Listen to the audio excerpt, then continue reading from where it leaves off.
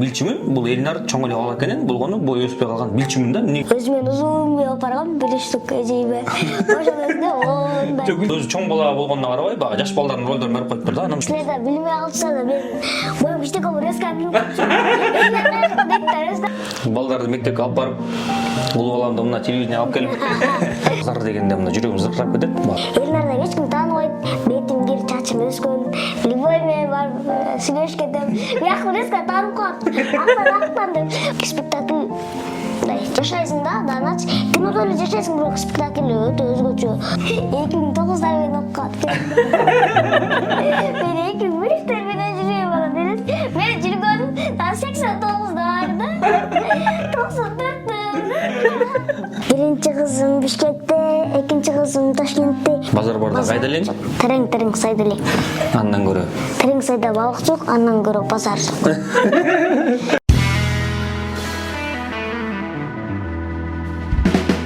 Саламатсыздар, урматтуу Солото YouTube каналыбыздын катталуучулары. Бүгүн дагы Жылдыз Тайм рубрикабызда сонун кондокторубуз бар. Алар менен маекти баштайлы. Буйруса 25-сентябрдан баштап базар жок тасмасы орун алат. Андыктан жалпыңыздарды алдын ала кабардар кылалы деп конокко чакырган биздин сонун мырзаларыбыз бар. Тааныштыралы. Бардыбызга белгилүү шоумен, сценарист Актан Рыскелдиев жана дагы ырчы Элнар Дайыр. Саламатсыздарбы? Саламатсыздар. Сулуу десем мен эмнеге сулуу деп током көрсө Солото. Мен айтып атып. сууларды чакырып алган тыбы депчи. Саламатчылык. Жакшыңарбы, кандайсыңар? Биз жакшы келдик. Мен да жакшы келдим. Бүгүн 2-сентябрь. Ооба. Балдарды мектепке алып барып, улуу баламды мына телевидение алып келип, бир сия кырылып жатып калдык. Ошо. Эми башталды. Фильм күнү дегенде эле өзүңүздүн баягы кичинекей чагыңыз, алгачкы жолу мектепке барган күнүңүздү бир эсиңиздерге келсе керек. Мен 3 мектеп алмаштырдым. Жок, 3 эмес. 1, 2, 3, 4 мектеп алмаштырдым. Ошондуктан мектеп алмаштырган мен үчүн мындай жакпаган нерсе болчу да. Анткени баягы жаңы класс, жаңы балдар, ал жактан эмне болуп кетет, барган күнү эле кандай таанышабыз, эмне болот, бирок мен өзүмдүн классташтарымдан 2 жаш кичүү болгондуктан боюм да кичинекей болчу, өзүм да кичинекей болчумун. Келгенде мени жабыркап калышчу. Эсимде да, баягы баардык окуучулар келип алыпчы. Эй депчи мындай. Азыр сени көчөдөн караганда ушунча. 4 камтоо боюнча Кыргызстандын лидеринен чексиздикти кошуп ал. 4 жумага болгону 500 сом. Максималдуу ылдамдыктагы чексиз интернет. Акысыз мессенджерлер менен социалдык тармактар. Wi-Fi'ды акысыз таратуу. Чексиз чалуулар. Жогорку сапаттагы 200дөн ашуун телеканал.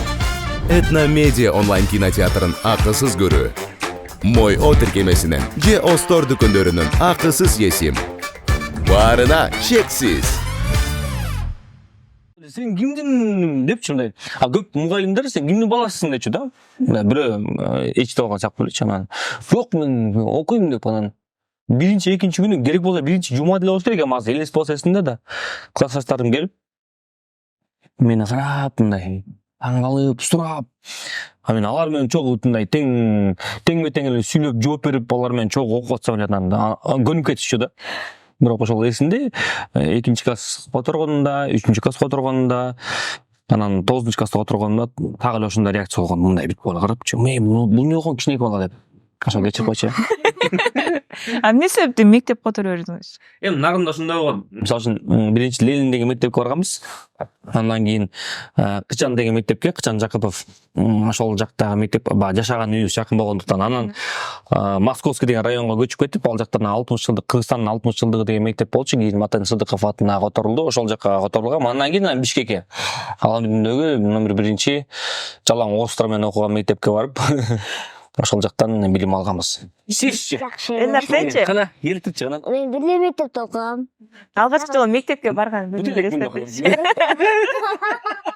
Мен мектепке баргам, мен эсимде калганы өзүмөн боюмчтеке болчу, мындан да өзүмөн узун мээ алып баргам, 1 штук эжейме. Ошондон кийин мондай. Чөгүлдү сүйлөп алганбыз.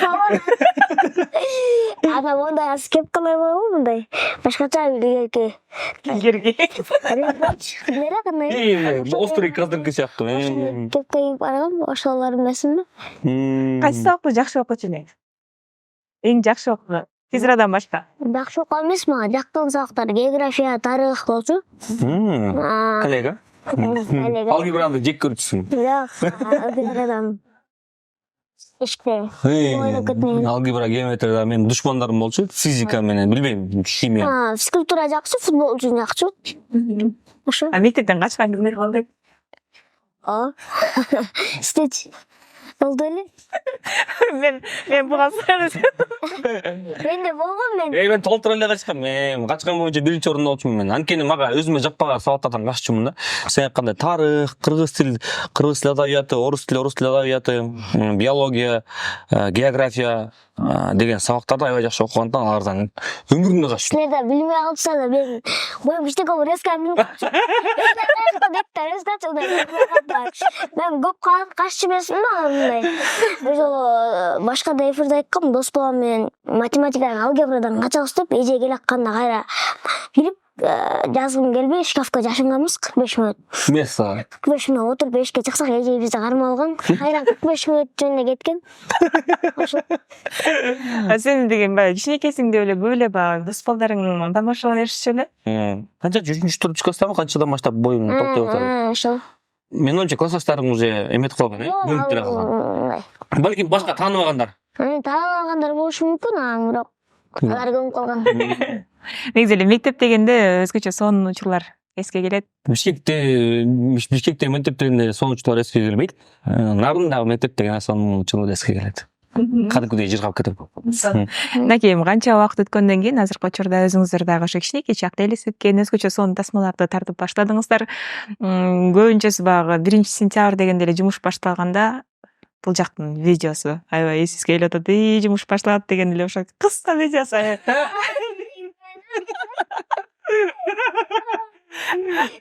Мен айтып берейин деп, бирок эми болбойт да. Анан деги эле ушул тасма тууралуу сүйлөшөлү акырма экен. Буюрса жакшы тасмалардан болот окшойт. Аябай алдына эле кыска нерселерин көрүп алып эле кызыгып атабыз. Башталышы эмне үчүн бул жакка тандадыңыз? Бул жигитти мен деген илгери канча жыл мурун балчыдан көргөм. 97. Андан не чач белден атабыз. Андан 5-6 жыл мурунго дейм. Андан деле көп болушу мүмкүн. Сен качан ырдай баштадың балчыдан? Ошо 6-7 жыл. Тойго барганбыз, анан тойдон көрүп калгам. Бирок мен билчүмүн. Бул Элнар чоң эле бала экенин, болгону бою өспөй калган билчүмүн да. Эмнегедир билбейм, ким айтканын. Маалымат менде бар болчу экен. Анан бул мага келип, жакындан таанышып, анан муну баягы тойго кой берип, андан кийин баягы сүрөткө видеого тартылып, менде эме болгон эмес да, таң калып болгон эмес да, үй депчи. Андай болгон эмес, мен анткени билбейм ким даярдап койгонун, бирок мен билчүмүн. Менде да мындай сары деп мондай болгон. Мындай күнгө чагылышып, эмне болду деген. Анан эме болуп калды. Мунун баягы актерлук чеберчилигин деле байкачу эмесмин да, ырчы катары эле билчүмүн. Анан 1-2 роликте Саматтын ролу менен көрүп калдым. Самат Эркинбековдун жанагы бир мончону реклама кылган роликтен көрүп эле каккырып, боорум эзилип, анан бул киного тартса болчу да экен. Дегижекте болбой 2 киного тартылып салды. Жаныбар менен жаңы кошуна деген. Экөөндө тең, бул өзү чоң бала болгонуна карабай, баягы жаш балдардын ролдорун берип коюптур да. Анан көздөрүнөн билинип калат алчы. Көздөрүнөн чоң эле киши экени билинип калат. Сүйлөп атса дагы, ролду ойноп атса дагы билинип калат да. Анан мен дедим дагы жок, мен муну башкача кылып тартсам, аны көрөсүңөр деп баягы сценарийди буга келтирип жазганбыз да. Ошондуктан аны эми албетте кинодон көрөсүңөр, бирок кинодо бул жаш баланын ролун ойнобойт. Азыр эле айтып береличи. Мага Актамайке жазган, мага ал киного тартып элекке чейин Актамайке жазган. Кино кичине кармалып калды болгону. Актамайке жазгандан кийин анан 2 киного тартылдым мен. Ошо. Көңүлүңө жаккан эмеспи ошентип өзүң чоң бала болсоң кичинекей баланын ролун жарат десе? Чыгармачылык дүйнөдө. Буга кызык болду ошо. Кызык эле болду. Мага эң биринчи жаныбар кызык болгон. Жаңы кошунат ошо түшүнүп билип калдым. Анан мындай ачылдым. Ой, эгизде деп элем, тиги базар жок да. Анда ошо түшүндүм, ол деле мондай кылыш керек экен деп. Эмне үчүн базар жок? Эми бул деген Муну эмнелерге мен өзүм Бишкекке келгенде 2002 жылы 2002ден баштап 2000 канча 7-8ге чейин го дейм базарда чоңойдум да. Эми чоңойдум дегенде ошол жакта тачка түрттүм, пирожки саттым, бут кийим тазаладым.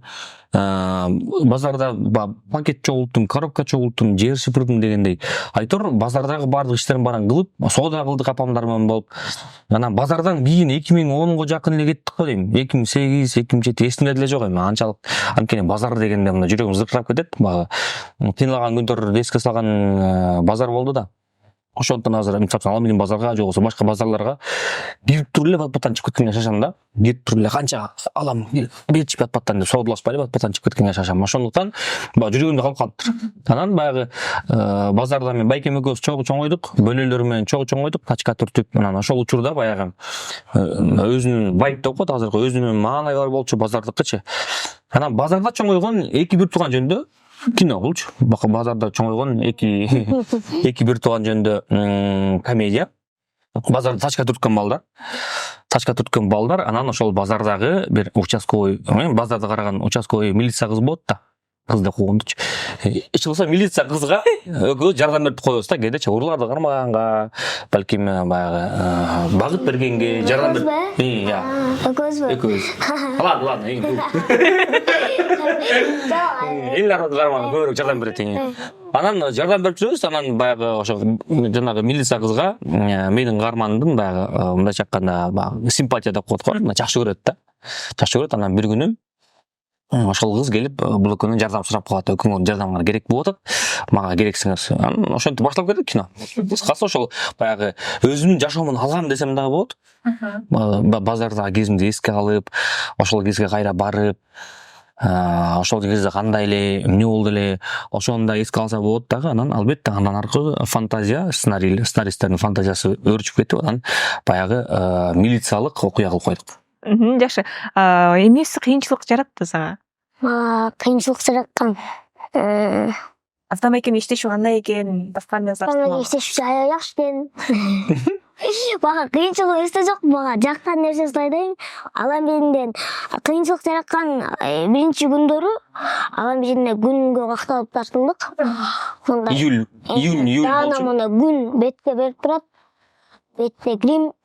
Ошолдо аны аябай жакшы болду ошол. Андан кийин мага жаккан нерселер базардан. Мен кир киймей жүрдүм, базарда кийим кир болот. Каалаган жериме отуруп алам. Таза кийим кир деп коет деген жок. Анан аякта мындай элнарда эч ким тааныбайт. Бетим кир, чачым өскөн. Любой менен барып сүйлөшүп кетем. Бияктан эске таанып коет. Актан деп. Мага ошол жерде жакты, мен тааныбайм. Мындай жүрө берем да, аралашып кичинекей адам. Барып байке кандайсыз деп коюп. Табашалап ошол жерде жакты. Кенеп жүрдүм да базарда. Кенен деп калмаңыздар, бирок ошол жердеги баягы эл деле азыр камерадан көрүп калышпадыбы? Жок, эми албетте түшүнгөндөр болду. Мындай бир нерсе айтып кетейин. Ошол Аламедин базарда биз баардык үйлүүбүз менен иштегенбиз да. Апам, тайкем, кээде тайжем барып товарларды берип жүрчү. Анан өзүбүз менен бөлөлөрүм, мен, байкем болуп баарыбыз жапа-тырмак иштечүбүз. Тачка түртүп туруп, анан кечкисин шыпырып, анан баарыбыз кайра көтөрүнүп алып, бет Аламедин базардан баштап экинчи кезге чейин жөө басып дегендей айтар. Аламедин базарды ушунчалык беш колдой билем мен, мисалы үчүн. Базарды тандоо бизге баягы кыйынчылык туудурган жок да, дароо эле Аламедин базар дедим да. Анткени баардык баягы ар бир кычыгын билем да. Эми азыр албетте өзгөрүп кетти, бирок ошончо деле. Анан менин жакшы көргөн бир тууган тайкем бар болчу, апамдын агасы раматтылыкка көзөп кетти, бирок кинодо ошол тайкемдин прототиби бар. Прототиби дегеним Алып ата деп баягы биз карман жасаганбыз, ойлоп чыкканбыз, бирок мен тайкемдин аты Алымбек. Балким Алымбек атам баягы тайкем өзү көзү тирүү болсо аябай сүйүнөк, жакында эле эми көп деле убакыт болду элек. Анан ошо Алата деп карман кошуп койдук. Алата баягы эки балага, ошол базарда эки балага баягы кол кабыш кылып турат, жардам берип турат, акыл-насаат айтып турат дегендей айтор ушундай. Анан базардагы мурда илгери биз тачка түрткөндө Ажыбек деген байке бар болчу, Аламедин базарда. Ажыбек байке ошо тачкистерди, ошол көчө шыпырган көчө дебедимби, бадар шыпыргандарды карачу. Ошол байке дагы деле иштейт экен дагы. Анан бизди таанып, мени таанып, менин байкемди таанып бир сыйра, Алмет акебизди эстеп бир сыйра. Анан күнүгө күнүгө багы тартып учуруп Күнүгө 1000 сомдон берип. күнүгө 1000 сомдон мыякта деп берип коет да мындай мен суу алып ич өзүнүн баласындай эле кылып мамиле Ачка таап келип берет бизге. Эң кызыгы биз кичинекей кезде албай кеткен аябай коркчубуз. Анткени бизден баягы тачканын арендасын алат да. Күнүнүн арендасы эсимде жок. Баягы арендага мен бергим келбейт да. Баягы өзүң акча иштеп атсаң, өзүң кичинекейсиң, жаш баласың анан күнүгө арендадан качып иштечүбүз да. Анан артыбыздан келип кубалып ошо ажы экен жаман көрчүбүз. Күнүгө баягы берген акчабызды жаман көрүп кетти. Мен жаш баласың да. Анан бир чети кайра сүйүнүп атам, мурда берген акчаларды аз алып атам депчи. Эселеп, ичеселеп. Анан күнүгө 1000 сомдон берип коет. Биздин продюсер, режиссерлор яктамайка албаңыз дейт. Тиги Ажыгып байке жок мен деп берип коет. Биз аны алып тартуу командасына суу алып берем, ар кандай жанагындай жер жемиштер дагы катуу чыга баштаган. Ошонун баарын алып берип коем айтор. Ошондой болду. Ал эми ошол жактагы элдер кээ бирөө тааныйт экен. Кээ сен баягы сары баласың да депчи. Кээ бирөө тааныйт экен. Анткени бул убагында тамашадан көрүп турса керек. Мен чыгармачылык жолумду де. Байкап жүрсө керек да, кээ бирөө тааныйт экен. Кээ бирөө таптакыр тааныбайт экен. Анткени баягы базар алмашат да бар делечи. Бирок ошончо деле кээ бир баягы соодагерлер аябай жардам берип атты. Биз аларга айттык. Бизге ким жардам берсе, ошол Аламедин базардагы Аламедин Гранд деген кинотеатрдан силерге баягы көрсөтүү кылабыз. Жардам бербегендер кечирип коелу. Анткени көбүнчөсү чындыгында биз урушуп салып атты. Биз биякта иштеп атабыз. Силер камерадан тажап калышты да азыр. Мен барлы блогер болуп. Камераны карап атышты. Биз тартып атканда тачкамен тарттык да мен отурам, Актамбек сүрөйт. Анан камера турат. Камера мындай айтып баратабыз да биз. Айтып баратса камераны карабагыла деп баратабыз. Кайра улам атайын карайт да мындай. Эл түшүнбөй атты да, анан кайра немени урадык, баштык менен урадык. Билгизбей урадык. Анда бул бирок болгон жок. 25 сентябрдан баштап элдин назарына коебуз. Андан ары анан көрөбүз да. Мага базарда сатылган аябай жакты. Башка да локациялар болду, бирок баарынан мага базар жакты. Күнү ысык эле болбосо, көлөккө жактардан тартылганда эми кинодо да айтылат, базардын өзүнүн түшүгү бар. Келет, оокатын алат, кетет. Сатуучусун сатат, өзүнүн оокатын алат. Ошол нерсе болот да бизге, ошол базардын ичинде мага сатуучудай деле болуп калдык уже. Ошо базарда чындыгында иштеп жүргөндөй болуп калдык да. Анткени кийимибиздин баары кир.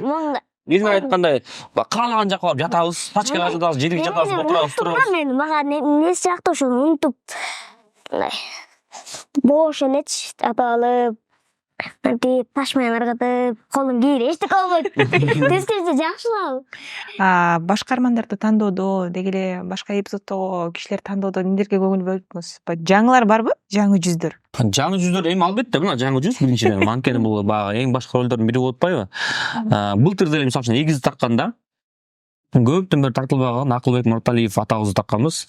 Өзү келип айтып өткөндө мага Актан эгизден кийин сен мага ак жолдо режиссер болдуң, көптөгөн чакыруулар келип, мен азыр кино кайра кайтып келдим деп мага өткөндө айтты да.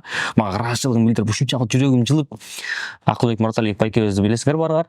Анан былтыр дагы ошо Акылбек Нурталиев, анан көптөгөн жаңы актерлорду өңдөрү чыгаргам. Мисалы үчүн Альбина Имашева, Адис Кытырмышев деген сыяктуу, Руслан Нурзакунов деген сыяктуу байкелерибиз, мастер. Нурлан байке, ошол эле кыргыздардын актерлору.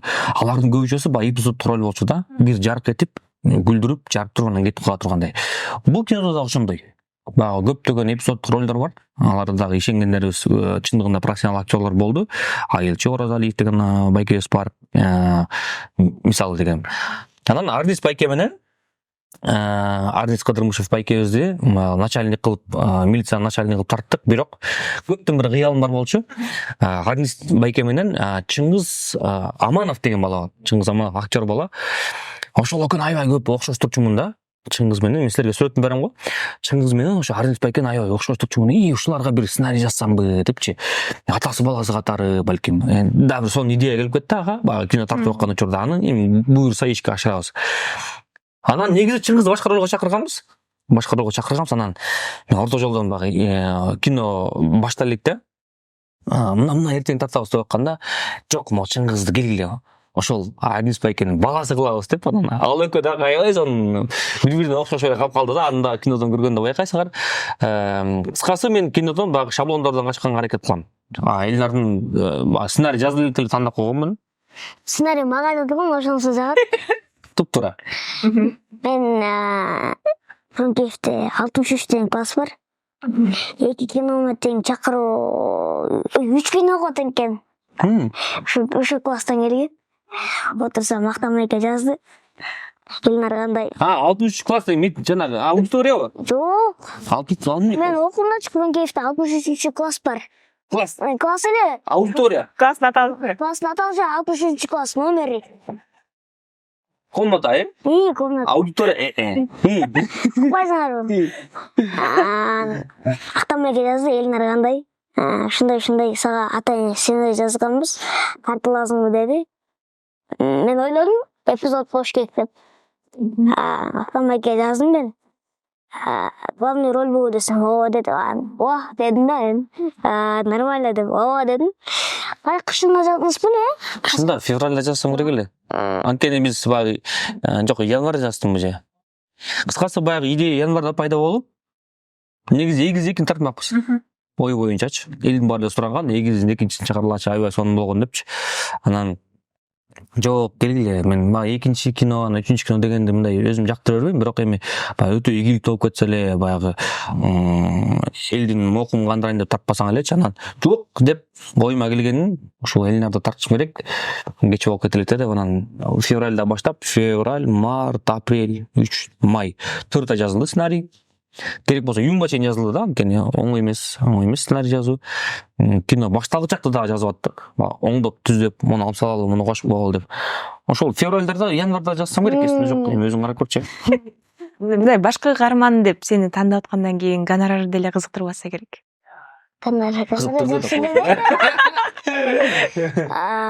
Ооба.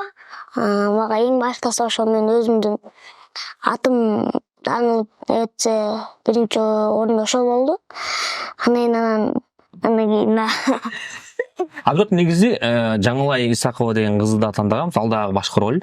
Ал дагы башкы каармандар. 3 башкы каарман бар да. Элнар, ошол Жаңылай Жаңылмырза. Келин балам. Деген бизе. Айтпа да, кинодо.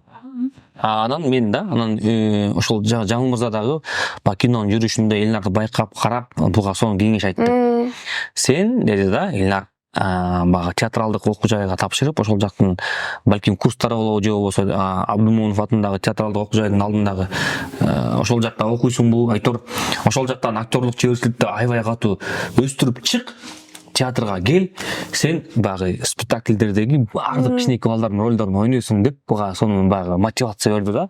Мага жакты ошол. Буга айтып атам. Мага жакты. Колдон ошону, колдон анткени. Мен эң биринчи неме мисалы киного чейин мен спектакльди көргөндө, спектакль жакшы да магачы аяктандай.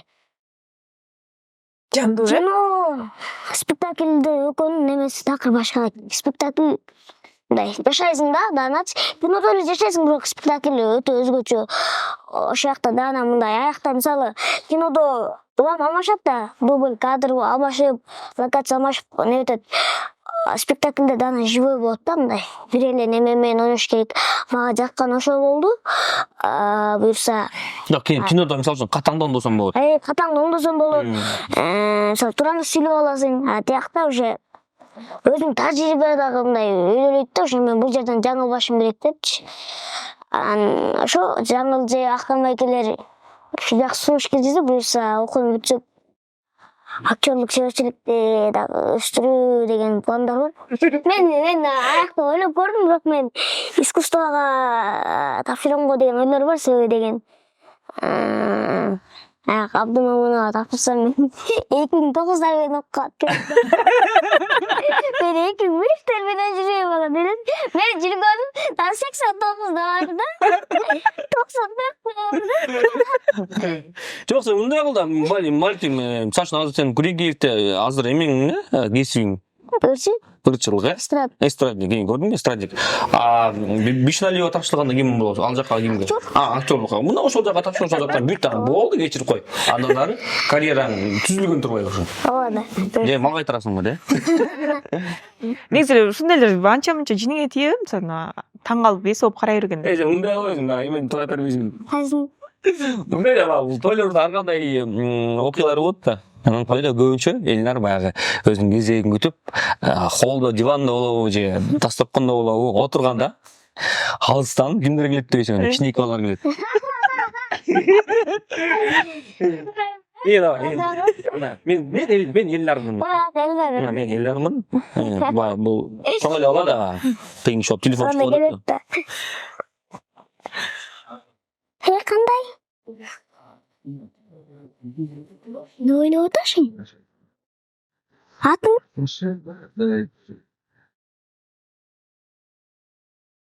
Top oynuyor. Şurada gerek de. Ben basket kalanız.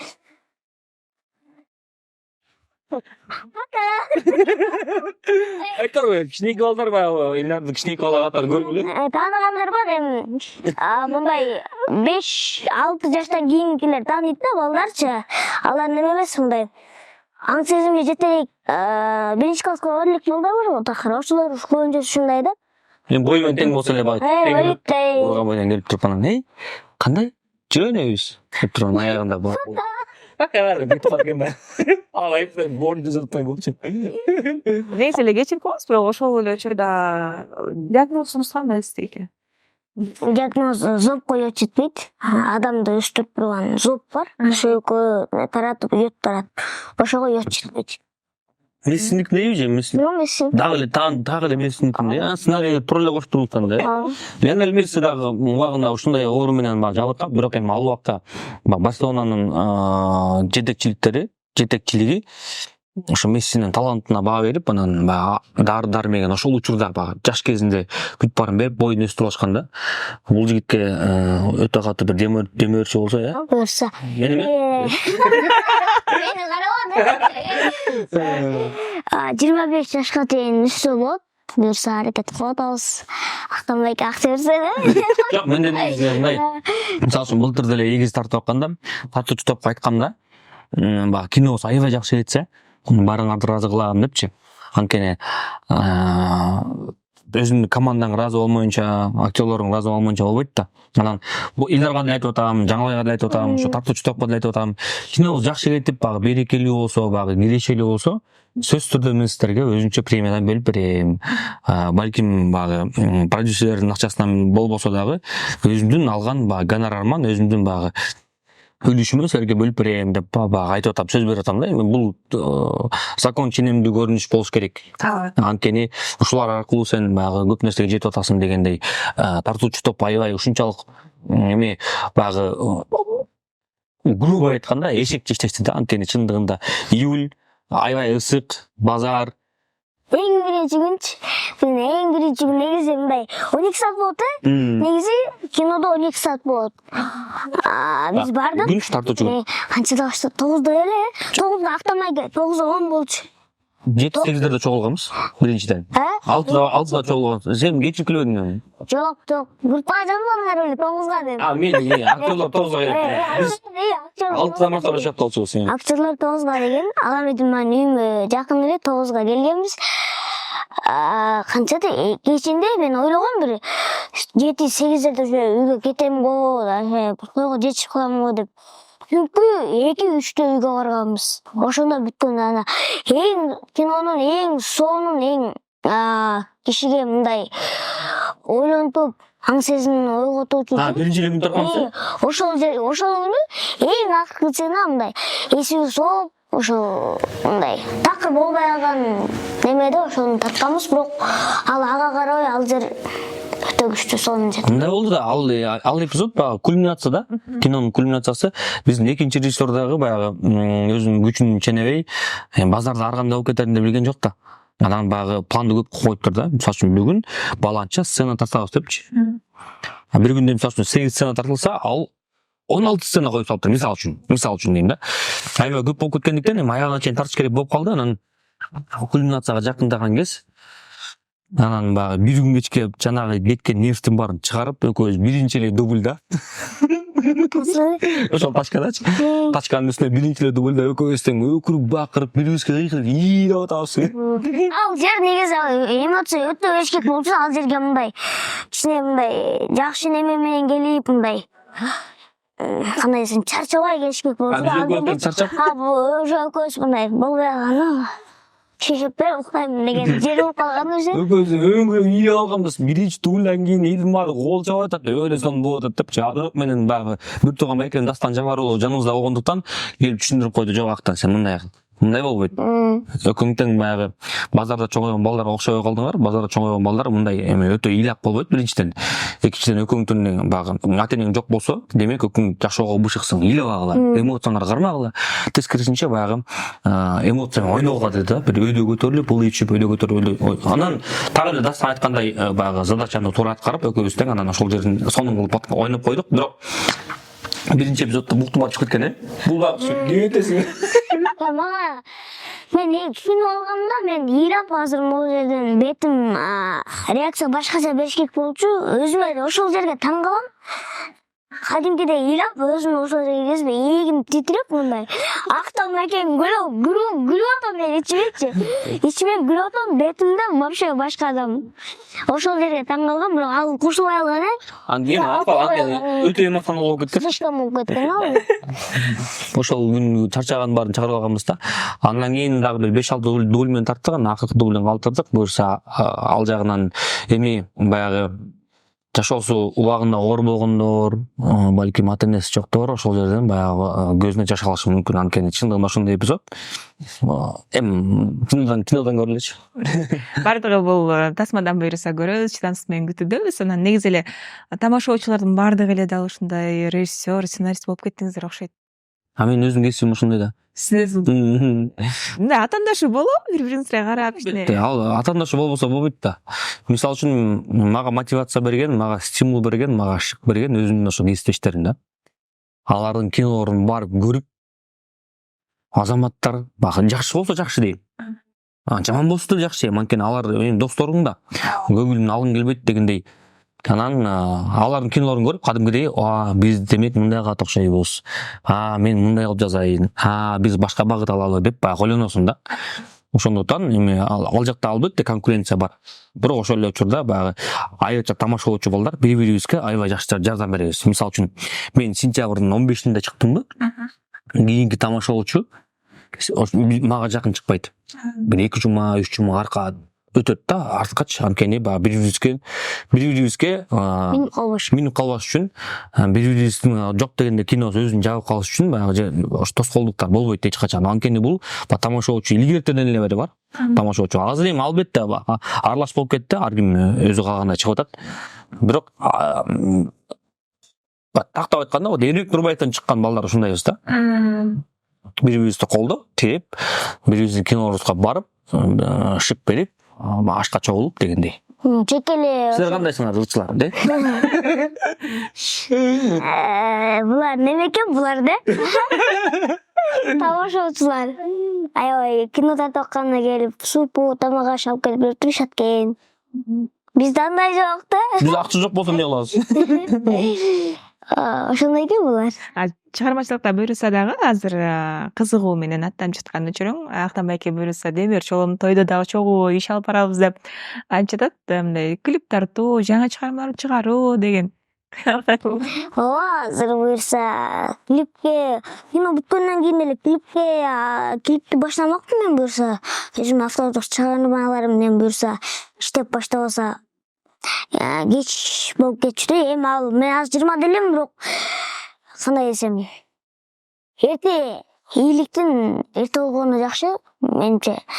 Ошон үчүн азыр аракет кылып жатабыз, бирок азыркы учурда клипке азыр убакыт жок болуп жатат.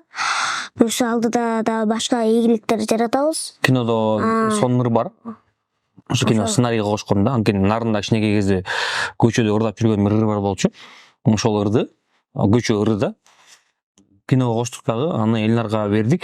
Буюрса Элнар ырдап чыгат, аны эми ырдап чыкканда ал баягы жана вирусная песня деп коет го. Дыккынды сыяктуу, Шымкенттин кыздары зың деген сыяктуу ошондой баягы ниет коет атабыз, буюрса ошондой ыр болсо депчи. Саптар кандай гана? Айтпай да коеюн. 5ке чейин. 5ке чейин. Биринчи кызым Бишкекте, экинчи кызым Ташкентте, үчүнчү кызым Мали жаш окуйт орто мектепте. Бул ишке чейин окугам.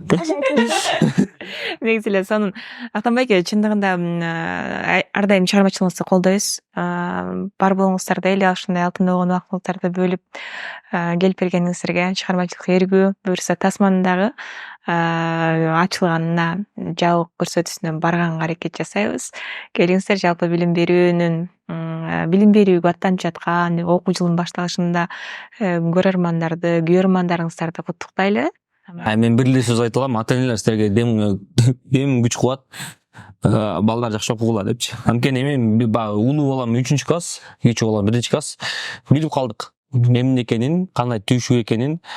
Эртең мондай чопо жазап келеле десе, жакшы, эртең күнү болуп атса, Кечинде 12 видео келип бизге мондай жазап келеле деген деп келет да, ал мессага туруп алып жазайсың анычы.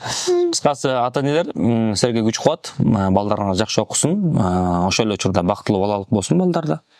Чоң балдар деле балдар да депчи.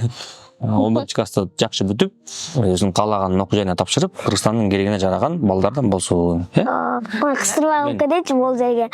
Актанбекке карап туруп 4 баланын атасы деп деди ойлойсуң. 4 баланын атасы. Сайызды көргөнбү? Аябай көргөн. Урматтуу азыр болду. Бирөө көрсө, өлө күлөт да, түшүнгөн кезде. Айтайын. Урматтуу журт жакшылары. Түшүндүңөрбү? Алды көрсө күлөт. Арыбаңыздар журт жакшылары. Дагы жок, ассалам алейкум. Окуу жылы ийгиликтүү башталсын, жалпыңыздарга дем күч. Актанбек айткандай, ата-энелер балдарыңыздар менен биргеликте ынтымакта ийгиликтерге жетише бериңиздер. 4 баланын атасына да дем күч, мага да дем күч. Окууну мен дагы буюрса бүтүрүчү. 4 курс окусуңарбы? Ооба. Быйыл бүтүрчүмүн, буюрса окуумду жакшы бүтүп алсам, андан ары Үйлөнөм да кой. жылдар. Аны айтпаш керек экен, ал жаман кеди. Өткөдүчү мындай элге башкача жакта мындайчы. Өткөндө подкасттан Сен үйлөнгөн жакка койсуң бе? Мындай го элге. Мунун аялы бар да 96 жылкы дейт го. Ошондой элге калыбыз тынчтык, токчулук, элибизде ар дайым тынчтык болсун. Ар дайым жаман эле күнүбүз Кыргызстанда байыркыдай байрамдар менен улансын. Кинобуз ийгиликтүү болсун, ак жол той болсун. Артынан да жакшы кинолорду жараталы. Жакшоңор кандай болсун? Баздары жок болсун. Базар барда кайда элең? Терең сайда эле. Андан көрө. Терең сайда балык жок, андан көрө базар жок.